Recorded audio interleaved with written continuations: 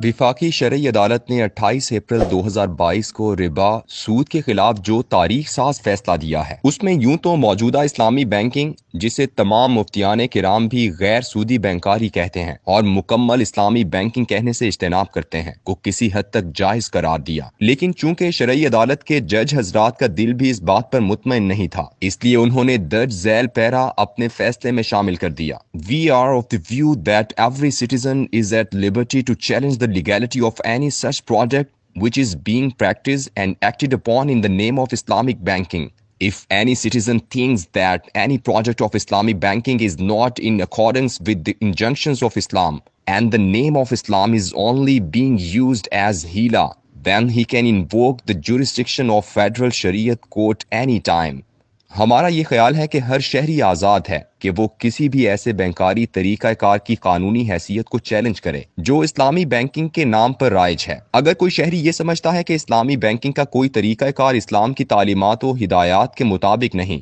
और इस्लाम का नाम सिर्फ एक हीले के तौर पर इस्तेमाल किया गया है, तो वो किसी भी वक्त वफाकी शरई अदालत की अमलदारी के तहत दरख्वास्त दे सकता है। वफाकी शरई अदालत की इस इजाज़त से फ़ायदा उठाते हुए हमने इस नाम निहाद इस्लामी बैंकिंग को वफाकी शरई अदालत में चैलेंज किया, जिसकी पहली पेशी 14 नवंबर 2022 को हुई। मेरे साथ इसमें एक ऐसे साहिब शरीक हैं जो बरतानिया में अपनी लाखों पाउंड की प्रैक्टिस छोड़कर पाकिस्तान आए हैं ताकि सूद के निज़ाम के खिलाफ जिहाद कर सके। ये साहिब शहजाद शौकत हैं, जो कि एक चार्टर्ड अकाउंटेंट हैं, लेकिन मुआशियात व बैंकारी के इल्म में भी ऐसी असनाद रखते हैं जो बहुत कम लोगों ने हासिल की हैं। इनके साथ एक और चार्टर्ड अकाउंटेंट अब्दुल रज़ाक साहिब हैं, जो बैक वक्त बरतानिया और पाकिस्तान में प्रैक्टिस करते हैं। शहजाद शौकत साहब ने वफाकी शरई अदालत में रिबा के खिलाफ बुनियादी पटिशन के दौरान वफाकी शरई अदालत के सामने इंतहाई जानदार दलाइल दिए थे, जो रिबा के खिलाफ इस 350 सफ़हात पर मुश्तमिल फैसले में शामिल हैं। यूं तो इस्लामी बैंकिंग के बारे में पहले दिन से ही ये शरह सदर मौजूद थी कि ये दरअसल मुरव्वजा सूदी बैंकारी के खिंजीर को बकरी का लिबादा उड़ाकर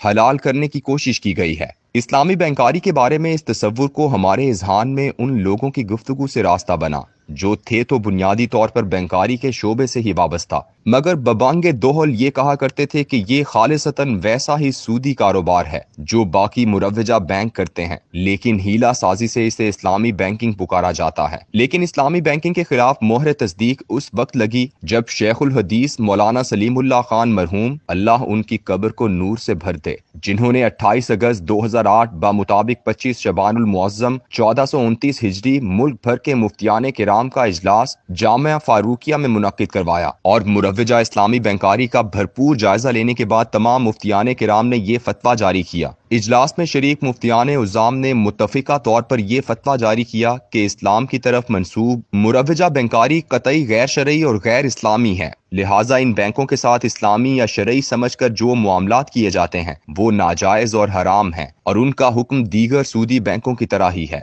इस फतवे पर मौलाना सलीमुल्लाह खान के अलावा जिन उलमा मुफ्तियान के दस्तखत हैं उनमें मौलाना ज़रफ अली खान, मुफ्ती अब्दुल मजीद दीनपुरी शहीद, मौलाना हबीबुल्लाह जान और मुफ्ती अब्दुल्ला साहिब जैसे 15 जय्यद उलमा और मुफ्तियान के नाम शामिल हैं। उसी साल डॉक्टर इसरार अहमद मरहूम ने लाहौर में इस्लाम और बैंकिंग के उन्वान से एक कॉन्फ्रेंस मुनक्किद करवाई। इस कॉन्फ्रेंस में पाकिस्तान और बैरून मुल्क से तकरीबन हर शोबा जिंदगी के अफराद ने शिरकत की, जिनमें सुप्रीम कोर्ट के साबिक जज, मईशतदान और उलमा सब शामिल थे। इस कॉन्फ्रेंस में जहां मुरव्वजा बैंकारी को हराम करार दिया, वहीं इस्लामी बैंकारी को भी न सिर्फ हराम करार दिया गया बल्कि उसे इसलिए ज्यादा खतरनाक करार दिया कि इसकी वजह से आम आदमी इसे इस्लामी समझकर इसमें शामिल हो जाता है और उसे इस बात का कतन एहसास तक नहीं होता कि वो वैसा ही सूद हासिल कर रहा होता है जैसा कि मुरव्वजा सूदी बैंकों से लेन देन के मामले में उसे मिलता है। वफाकी शरई अदालत ने भी अप्रैल 2022 के अपने फैसले में मुरव्वजा इस्लामी बैंकिंग को भी मुकम्मल नहीं बल्कि किसी हद तक यानी अंग्रेजी जबान में तो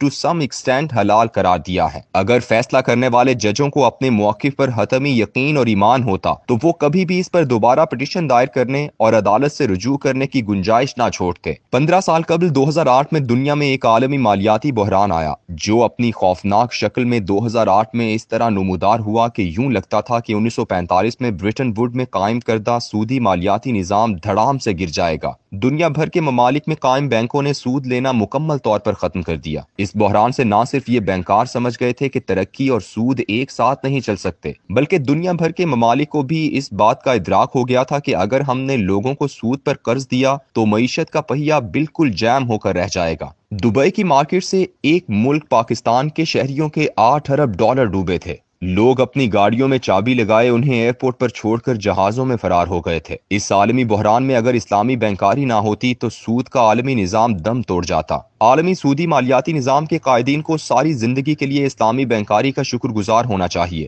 کہ اس نے 2008 میں سودی نظام کی بقا کے لیے ہر اول دستے کا کام کیا۔ یہی وجہ ہے کہ 2008 کے بعد سے دنیا بھر میں اسلامی بینکاری میں ڈرامائی طور پر اضافہ ہوا ہے، اور دنیا بھر میں قائم عالمی سودی مالیاتی نظام کے ٹھیکیداروں نے بھی اسے ٹھنڈے پیٹوں قبول کر لیا ہے۔ اس کی بنیادی وجہ یہ ہے کہ مروجہ اسلامی بینکنگ سودی نظام کے بنیادی اساسی تصور میں سے کسی ایک تصور کو بھی چیلنج نہیں کرتی، بلکہ اپنی مخصوص ہیلا سازی سے اسے شرعاً جائز قرار دیتی ہے۔ اسلامی بینکاری پر عملی کام 1963 میں شروع ہوا اور 1975 میں اس کی کھڑکیاں عام بینکوں میں کھول دی گئیں۔ پاکستان ان پہلے 3 ممالک میں شامل تھا جنہوں نے اس کی بنیاد رکھی۔ جولائی 1979 میں HBFC، NIT اور ICP جیسے معاشی اداروں میں اس کا ٹیسٹ آغاز کیا گیا، اور 26 جون 1980 کو پاکستان کے معاشی اور کارپوریٹ سسٹم کے لیگل فریم ورک میں ترمیم کر کے اسلامی بینکاری کی راہ نکالی گئی۔ جاری ہے۔